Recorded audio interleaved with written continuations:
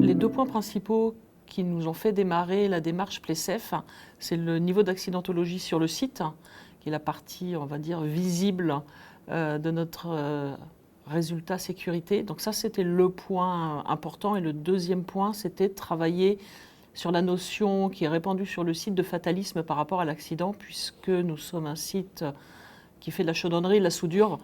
Il était admis pour tout le monde que c'était, et je mettrais des guillemets, presque normal d'avoir des accidents. Donc c'était vraiment les deux aspects, diminuer le nombre d'accidents en tant que tel et commencer la démarche dans la tête des gens de se dire que ben non, il n'y a pas de fatalisme à avoir des accidents et qu'on peut tous rentrer en bonne santé à la maison le soir. Et c'est le slogan de notre groupe à ce sujet. Pourquoi Playsafe? Parce que 90% des accidents du travail à l'heure actuelle sont dus à nos comportements. Donc il m'a semblé important de réaliser cette formation.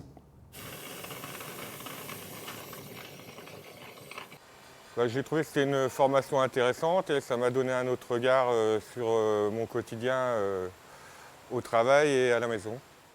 Donc Playsafe, ça m'a permis de prendre conscience de tout un tas de petits risques que je prenais au quotidien ou que mes équipes à l'époque prenaient chaque jour.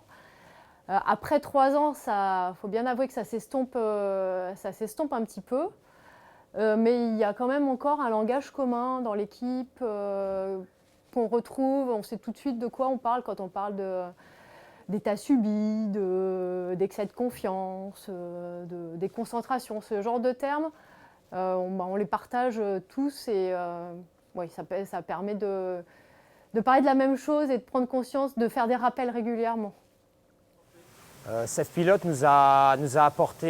m'a apporté à titre personnel une autre animation en réunion Alps, permettre de partir sur un sujet banal ou sur un élément banal et de susciter l'interrogation des opérateurs.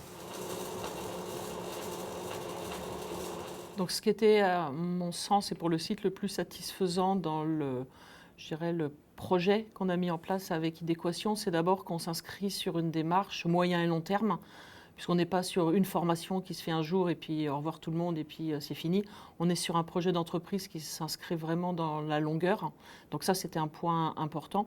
Le deuxième point, c'est la compréhension des équipes d'Idéquation des enjeux industriels du site. On a déjà eu par le passé des formations des gens qui venaient et qui pouvaient être décalés par rapport aux enjeux qu'on pouvait avoir sur le site.